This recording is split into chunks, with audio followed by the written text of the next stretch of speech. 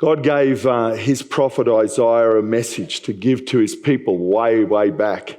And in Isaiah 58, we find these words.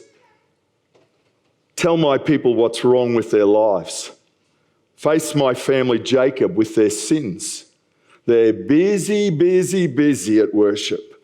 And they love studying all about me. To all appearances, they're a nation of right living people. Law-abiding, God-honouring. They ask me, what's the right thing to do? And they love having me on their side. But they also complain. Why do we fast and you don't look our way? Why do we humble ourselves and you don't even notice? Well, here's why. The bottom line on your fast days is profit. You drive your employees much too hard. You fast, but at the same time you bicker and you fight. You fast, but you swing a mean fist. Do you call that fasting? A fast day that I, God, would like. This is the kind of fast day I'm after. To break the chains of injustice. What I'm interested in seeing you do is sharing your food with the hungry, inviting the homeless poor into your homes, putting clothes on the shivering ill-clad, being available to your own families. If you are generous with the hungry and start giving yourselves to the down and out, your lives will begin to glow in the darkness. Your shadowed lives will be bathed in sunlight. This section of the Bible is one of the great chapters of the book of Isaiah. And the people of God in that day thought that they could measure how they were doing like this. Well, I fasted a long time today. I had these really deep experiences. I learnt a lot. I felt a lot. I was deeply moved when we sang. In other words, they measured how they were doing by what did we receive during this one little hour when we all gathered together. What did we receive? But God says, no, no, no. God measured how they were doing by what did they give during the rest of the week when they were out there. God measured how they were actually going by what they gave when they were out there. Gathering to worship and to learn and to have community is a good thing. Your growth will be stunted without it. But here's what's critical. We should not be gathering for our own sake alone. We should come to recharge and get nourished so that we can then go out into the world and be the church. In the book of John, we have this very interesting interaction between Jesus and his cousin John. John had been the one who had announced Jesus as the promised one of God, the Messiah. But now John finds himself in prison. And he's been there for some time. And it appears that John is puzzled by the news that has been coming to him from his own disciples about what Jesus is up to. Maybe Jesus didn't seem to be making the dramatic impact that John had anticipated. Or maybe John was wondering why Jesus hadn't done something more about getting him released from prison. So John began to wonder, was Jesus the promised one or not? So he sends two of his followers. John sends two of his followers to see Jesus with the question, are you the one? Are you the real deal? The one promised by God, or should I be looking somewhere else? Jesus' response was not to give him an in-depth explanation of all the Old Testament prophecies fulfilled in his life. It was not to expound some deep scripture passage, but instead Jesus pointed to clear, observable evidence that reflected the predicted ministry of the Messiah. Jesus said to the two followers of John, tell him, the blind receive sight, the lame walk, those who have leprosy are cleansed, the deaf hear, the dead are raised, and the good news is proclaimed to the poor. A number of commentators state that Jesus used an ascending scale of impressive deeds. And at the end, it comes to this kind of crescendo. And it simply says that the dead are raised and the good news is preached to the poor. Jesus knew that those things would mean something to John. Today, I want to suggest that there are those who are still wondering if Jesus is the one. Today, I want to suggest that there are people outside the church, and I believe that there are people inside the church who are wondering if Jesus is really the one. So I need to ask you, what would you hope they might see or hear if they were to watch and listen to his church here at Humeridge? What would you hope that they noticed? What is it that you think they expect the church to be about that might cause them to give this Jesus, who we believe is good news, a second look?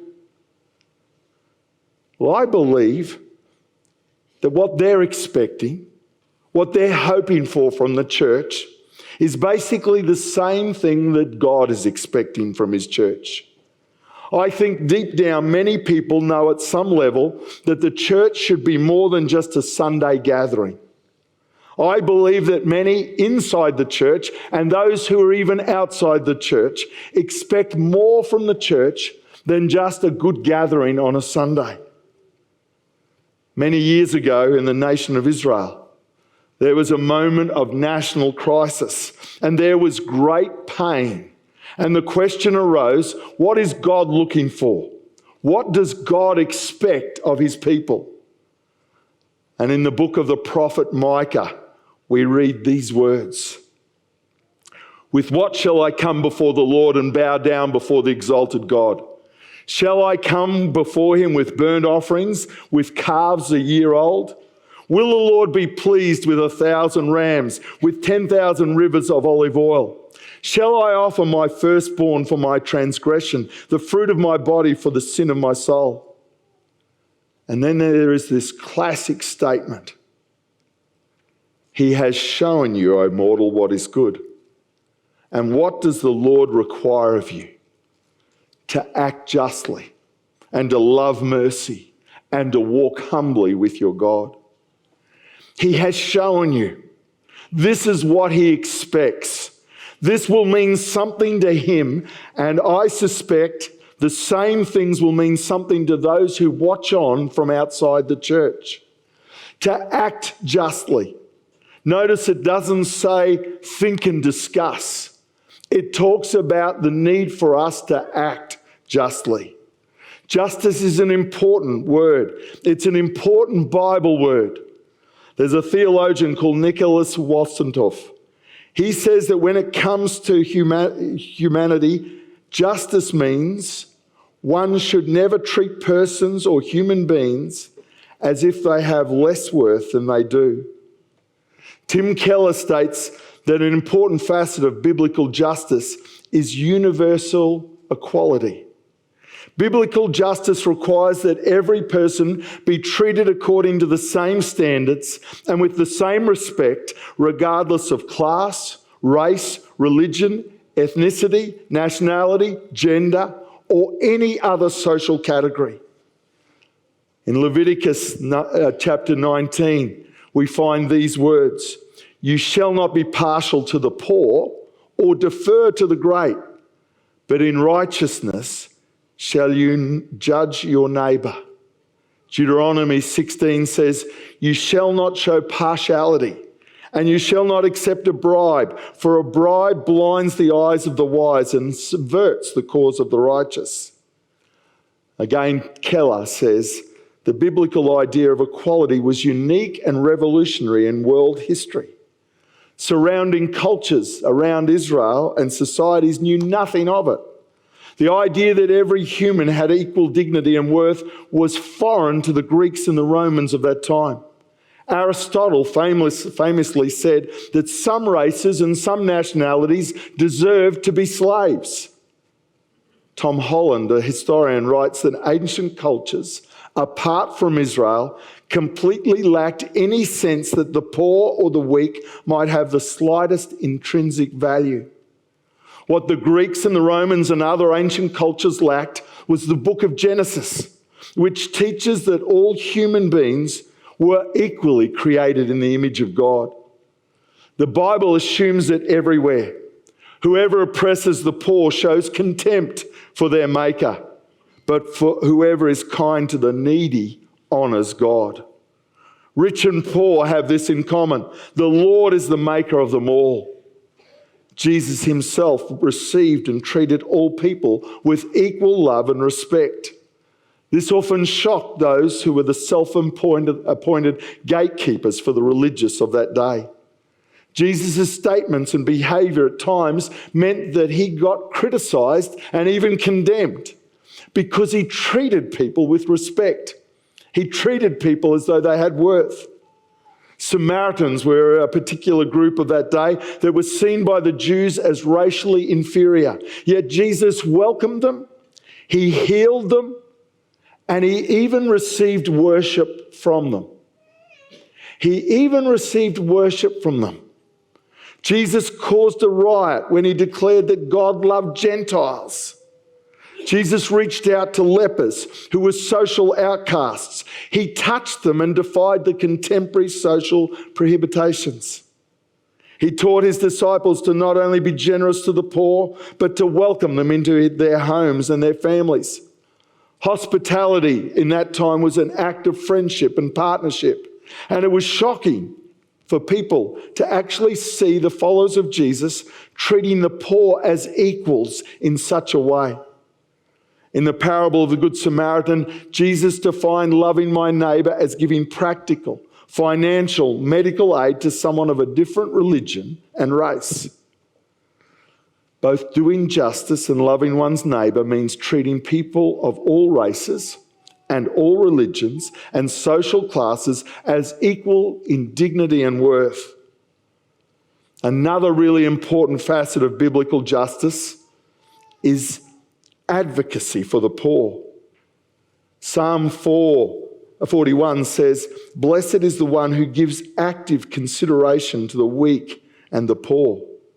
The word translated consideration means that believers are to pay close attention to the weak and the poor, seeking to understand the causes of their condition and to spend significant time and energy trying to change and improve their life situation.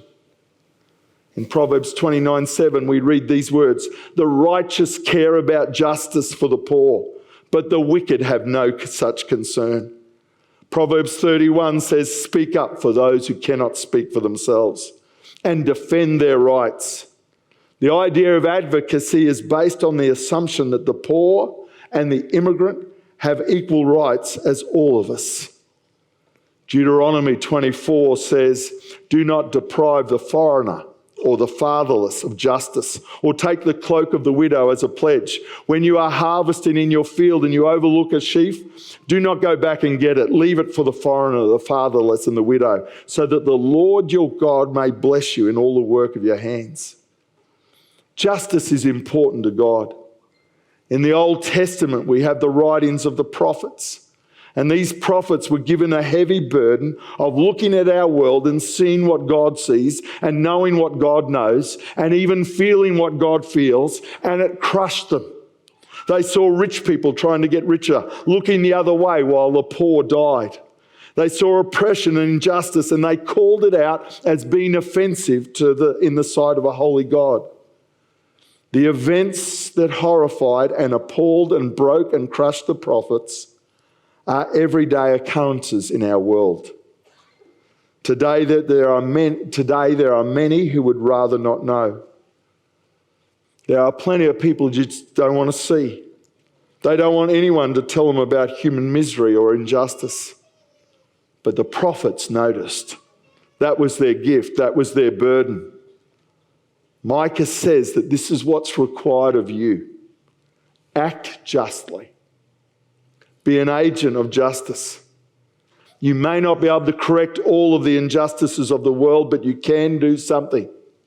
You can notice, you can read, you can study, you can be thoughtful about what's going on in our world, in our community. You can put yourself into the world and be concerned and active when it comes to issues of justice. And you can definitely pray. Love mercy. Matthew Schmaltz is the Associate Professor of Religion at the College of the Holy Cross. And he has written extensively on the topic of mercy. He says this: mercy is love that responds to human need in an unexpected or an unmerited way. And he states that Jesus Christ is the face of God's mercy. Jesus shows us what it means to be merciful. He healed the sick. He welcomed the stranger. He pardoned those who persecuted and killed him. And Jesus' mercy was not something abstract. We were able to see it. We were able to read about it. Mercy is important because it's what can join us together in spite of our differences. And mercy cannot sit on the sidelines. Mercy says, if there's hurt, if there's pain, if there's suffering, I have to be there. I have to do something. And Micah wrote that God expects us to love mercy, to love it, to actually want to be involved in acts of mercy, in expressing his mercy. And finally, Micah says, and to walk humbly with your God. Now, humility never gets puffed up. In humility, Paul says we are to put the interests of others above ourselves. The Apostle Peter says, all of you clothe yourselves with humility towards one another, because God opposes the proud but gives grace to the humble. Humble yourselves, therefore, under God's mighty hand, that he may lift you up in due time. Martin Luther, the great reformer of the church, once said that humility is the decision to let God be God.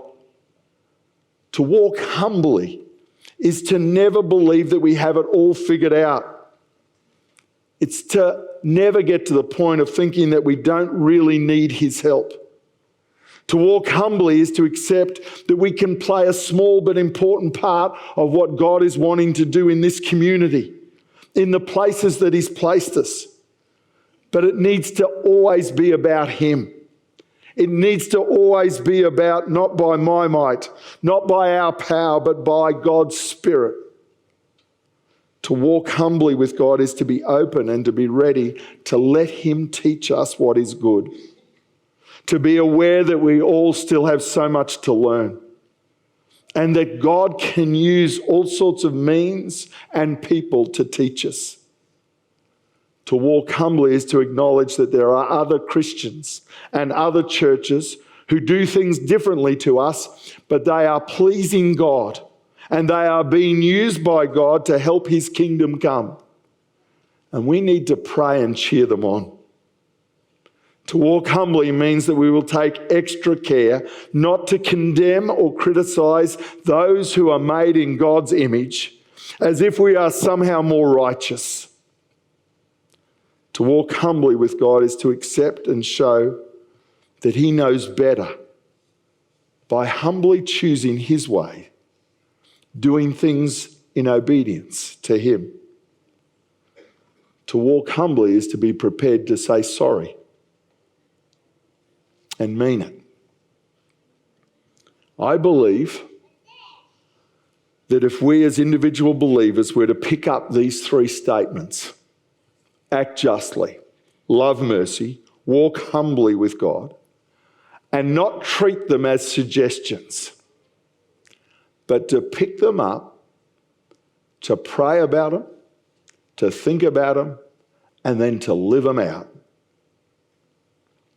I believe that not only will this mean something to God, but I suspect it will mean something to those who watch on from the inside and also the outside. I actually believe that this is really important for us to be considering as we move forward into this next year. One of the things that I've shared already with our staff and with others was that there was no doubt that Winter Shelter had an impact on us. It affected people who were part of that program in a way that was quite significant as far as their faith was concerned. But I want to tell you what I found that kind of stopped me in my tracks often was people outside were watching what was happening through Winter Shelter. I went to the dentist one day, and as I was paying the receptionist, she simply said, "I love what your church is doing for the homeless." I didn't tell her. She apparently saw the Winter Shelter post on Facebook, and she saw Humeridge mentioned. I had people at the football club say to me, "We love what you're doing with that Winter Shelter program." And we had a conversation about our church, but it was positive. There were things that they wanted to talk about and find out because they actually could see something that they expected the church to be on about. They actually thought that this is what the church should be on about, and so they were open then to have a conversation, even if it was just an introductory one, about what the church should be about and what the church should stand for and who God is in all of that. I believe the challenge for us is to pick those words up from Micah, to act justly, not just to talk about it, not just to discuss it as though it's a good thing to talk about, but to figure out what it would mean for us as individual followers of Jesus, and therefore as a community of followers of Jesus, to be interested and to be active when it comes to things in our world that offend God deeply because they demean people, dehumanize people, and there is injustice that goes on. I believe that we need to pick up the deal of loving mercy, that we can't help ourselves, we cannot sit on the sideline. We move to express God's love in tangible, real ways. And I want to say to you as humbly as I can that last one is one that I believe that as a church we need to wrestle with really strongly. What will it mean for us as a church to walk humbly with God? What will it mean for us to really decide that we want to walk humbly with our God, to depend on Him more, to seek Him more closely, and then to be more obedient to what He's calling us to do and to be? So I'm going to pray now. And I'm going to pray for our church. I want to thank our church